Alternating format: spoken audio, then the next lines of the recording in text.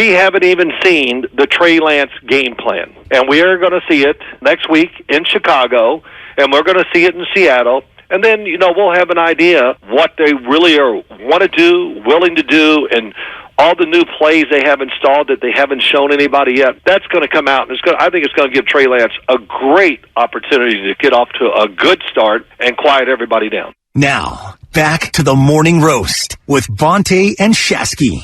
That was two-time Super Bowl winner Phil Simms yesterday when he joined the Morning Roast. We love Phil inside the NBA, of course, NFL on CBS.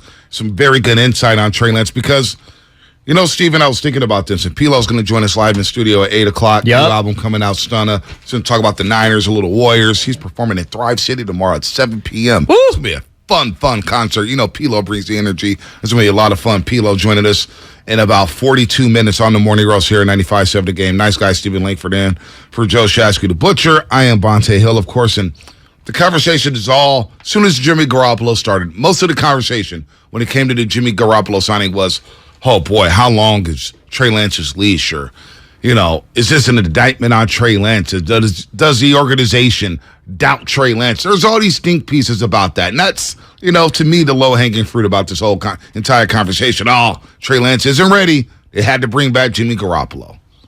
But you just heard Phil Simms right there. We haven't seen the playbook of what it's going to be like with Trey Lance. Is it a little different than what Jimmy Garoppolo has dealt with or has studied over the past few years? I don't know. I have no idea.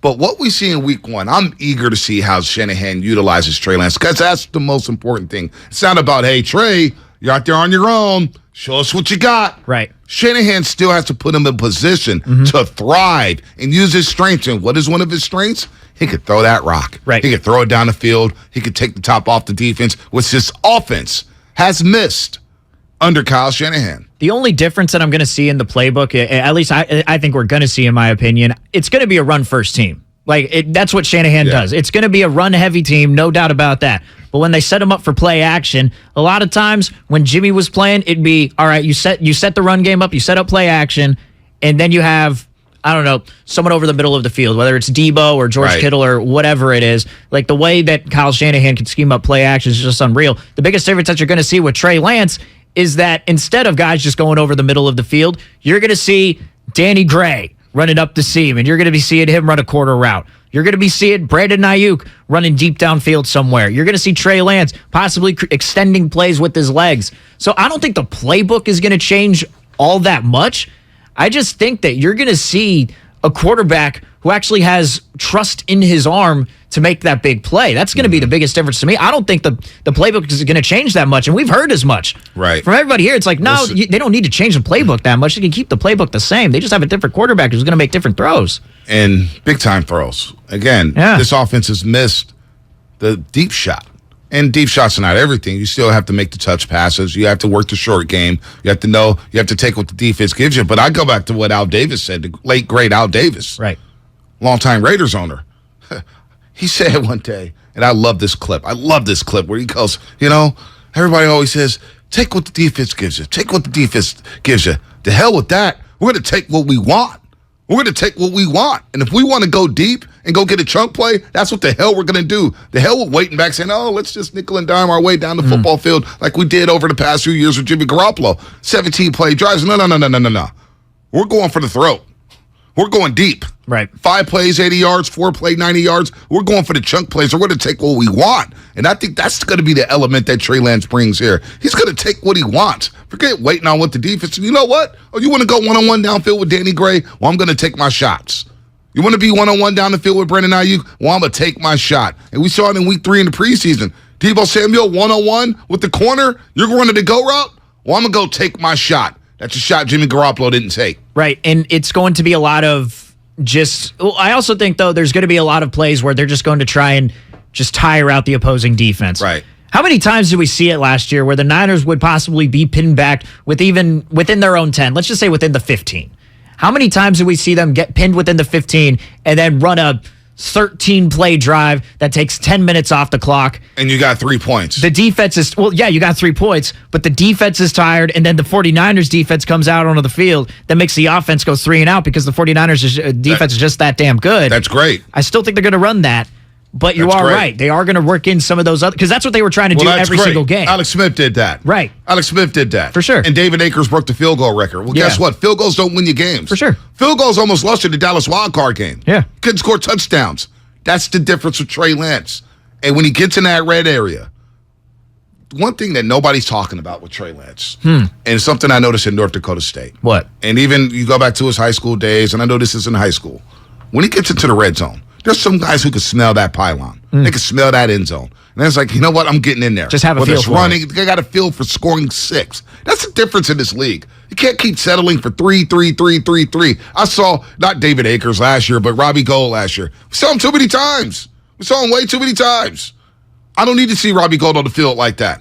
Right. I need 6. And I think that's the difference here. So, it's all fine and dandy where you're like, oh, man, Niners are the time of possession. Man, they're on a 19-play, 8-minute, and 50-second drive. That's all fine and dandy. Mm-hmm. But when you're not scoring 6, it's like, feels like a wasted possession. For sure. Think back to the Seattle game. But there are a lot of times where they did score 6, though, Bonte. You can't act like every single possession they had a field goal. Rob Guerrera, this is what he said yesterday, and he's absolutely right. The 49ers last year did not come out like gangbusters, guys. There was 11 times last year, including the playoffs, where they scored 10 points or fewer in the first half of games, including 6 in the first 8 games. Yeah. They came out, and they were not lighting it up on the scoreboard with Jimmy Garoppolo. And if Trey Lance does that this year, he's going to get replaced, which is totally unfair. Don't focus on the last 3 seconds because I don't think Trey Lance is going to get replaced all like that. They need to have patience with Trey Lance. They need to. And depending, you just mentioned how the NFC is a weak conference. Well, if it's a weak conference, they could be 3-5, one game out of a playoff spot. You're all good. It's true. You're all good. You're not wrong. Let the young man play. He needs to play. That's what people aren't understanding. Young players need to play. James Wiseman, what is everybody bitching a moment about with James Wiseman? He's not playing because he's been hurt. He needs to play. Harrison Barnes, when he got benched, Mark Jackson's last year's head coach, we're all saying, man, Harrison Barnes needs to play. Now, we saw him play, and then you move off of him, you pivot to Kevin Durant or whatnot, but he needs to play. Jordan Poole needed to play, and he played and got better. Trey Lance needs to play this year. So I don't want to hear, like, the whole Leash thing. It's starting to annoy me a little bit. I'm not going to lie to you. This whole Leash, you're hearing reports? Hey, get bitch week 2. That's asinine. That's asinine. This kid's going to play, and he's going to play well. I mean, Kyle Shanahan and John Lynch don't want to admit that they screwed up on a pick that they traded up 2 picks in order to get. Like, they traded 2 future first-round picks, in order to get. Like, they're not just going to admit. That's what they would do if they were to bench him, especially after 2 weeks. After 2 weeks, when you play the Bears and then the Seahawks, after 2 weeks, you're admitting, all right, well, you know what? We have some skepticism around that. Well, Trey Lance is who you are going to build the team around. Like, what does that say to the fans about your decision? Like, what's the one thing that fans are skeptical about when it comes to Lynch and Shanahan when you talk about both of them?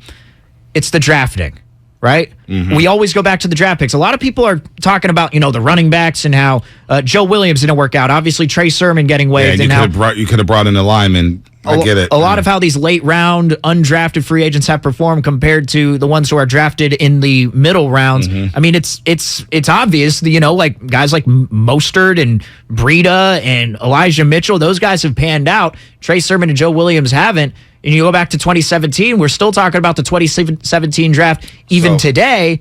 Like, that's the one area. And if you made the wrong pick when you mortgage some of your future in order to pick this dude, like, that's almost admission of failure.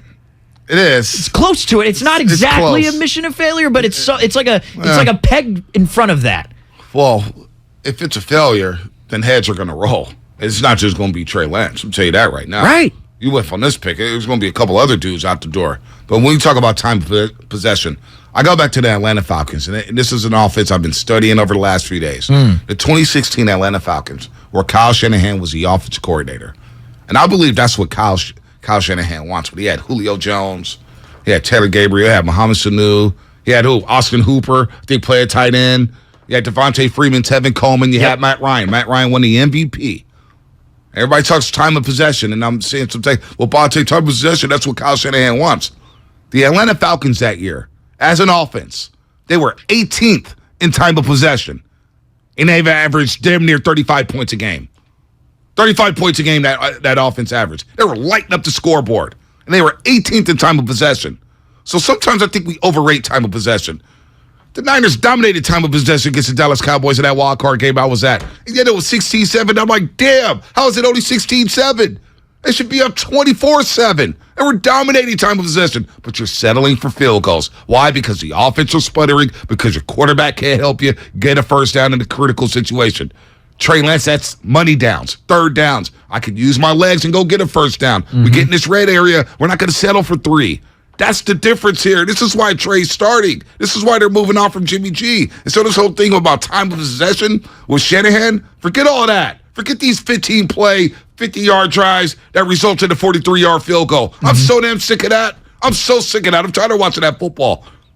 Trey's going to bring you that element of surprise. That's why he's the number 3 pick, and that's why he's in this offense. And I think that's where Shanahan, where everybody, well, Phil Simms, we come in with that cut, saying, wait until the game plan. Wait until week 1. Wait until we see the entire playbook for Trey Lance.